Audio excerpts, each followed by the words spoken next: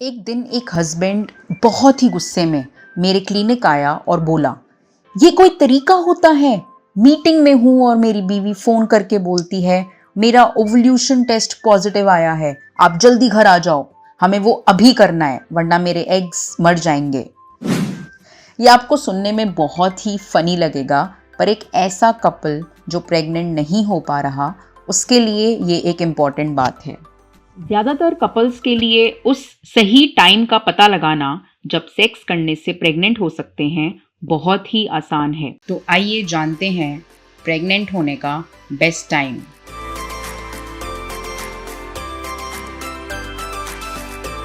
हमें पहले ये समझना होगा कि प्रेगनेंसी कैसे होती है। महिलाओं के दो ग्रेप लाइक स्ट्रक्चर्स होते हैं जिन्हें ओवरीज कहते हैं। ओवरीज के साथ में दो ट्यूब लाइक स्ट्रक्चर्स भी होते हैं जिन्हें फेलोपियन ट्यूब्स कहते हैं। जैसे ही पीरियड्स स्टार्ट होते हैं, हर ओवरी में छोटे छोटे एग्स होते हैं जो ग्रो करना शुरू कर देते हैं। दोनों ओवरी में एक ऐसा एग होगा जो बाकी एग्स के मुताबिक साइज में बहुत ज्यादा बड़ा हो जाएगा। जब वो एक सर्टेन साइज का हो जाता है, वो उसी समय ओवरी से बाहर निकल जाएगा।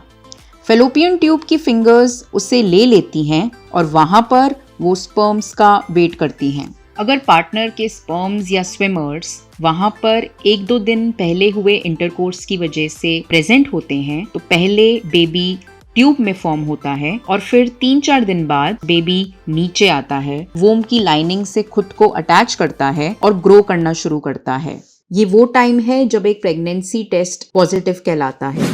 तो कौन से फैक्टर्स हैं जो प्रेग्नेंट होने के लिए जरूरी हैं? पहला, एग्स का फॉर्मेशन और उनका बाहर निकलना, मेडिकल टर्म्स में इसे ओव्यूलेशन कहते हैं। दूसरा, एक ओपन फेलोपियन ट्यूब। तीसरा, वूम्ब की गुड लाइनिंग जो बेबी को एंकर कर सके।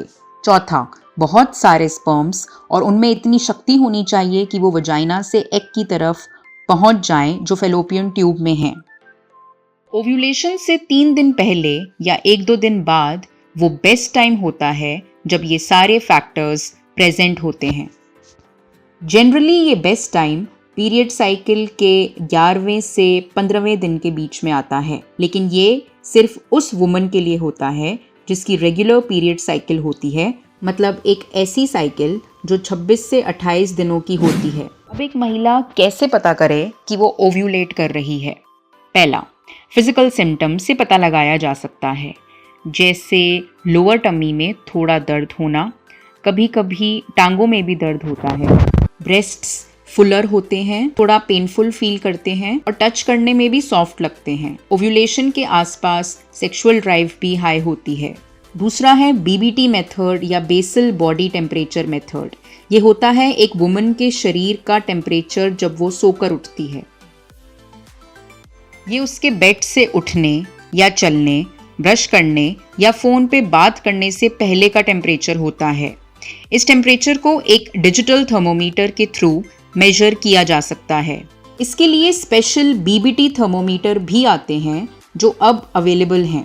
ज़्यादातर ओव्यूलेशन के टाइम पे बीबीटी 0.5 से लेकर 1 डिग्री सेल्सियस से बढ़ जाता है। तीसरा है the cervical mucus method. Vagina में से जो म्यूकस डिस्चार्ज होता है वो मेंस्ट्रुअल साइकिल के फेजेस के हिसाब से बदलता रहता है। मेंस्ट्रुएशन के एकदम बाद ड्राई डेज होते हैं या बिल्कुल म्यूकस नहीं होता, तब म्यूकस थोड़ा स्टिकी और क्लम्पी हो जाता है। तीसरा फेज ओव्यूलेशन के आसपास होता है जब म्यूकस डिस्चार्ज बहुत वाटरी, क्लियर, स्लिपरी और स्ट्रेची हो जाता है। ये वो टाइम है जब एक महिला सबसे फर्टाइल होती है। चौथा तरीका है ओव्यूलेशन टाइम प्रिडिक्ट करने के लिए ओव्यूलेशन किट्स का यूज करना। ये मेथड LH या ल्यूटेनाइजिंग हार्मोन नाम की हार्मोन के असेसमेंट पर निर्भर करती है, जो ओव्यूलेशन के 36 घंटे पहले अपने पीक पर होती है। ये एक प्रेगनेंसी कार्ड के फॉर्म में आती है जिसे यूरिन सैंपल के साथ टेस्ट किया जाना चाहिए।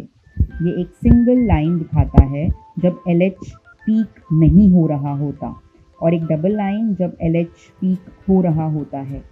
ऐसे में कपल्स उसी दिन अपना इंटरकोर्स प्लान कर सकते हैं जिस दिन 2 लाइन्स दिखती हैं। अगर आप ओव्यूलेशन किट ऐप यूज़ कर रहे हैं तो LH के स्लोपिंग ग्राफ पर ज़्यादा फोकस करिए, एब्सोल्यूट वैल्यूज़ पर नहीं।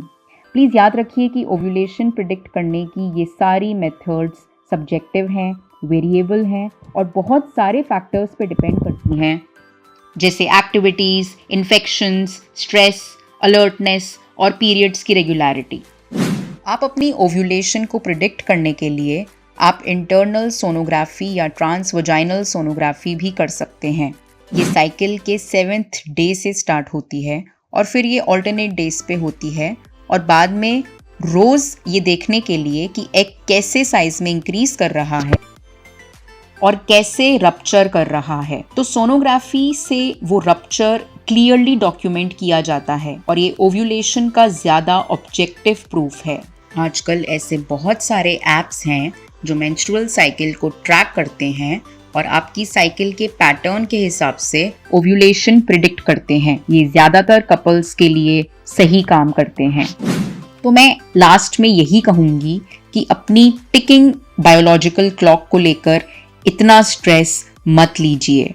सही जानकारी रखिए, चिल करिए और अपने पार्टनर के साथ इंटीमेट टाइम एंजॉय करिए। Subscribe to our YouTube channel and hit the bell icon so that you don't miss any videos by us.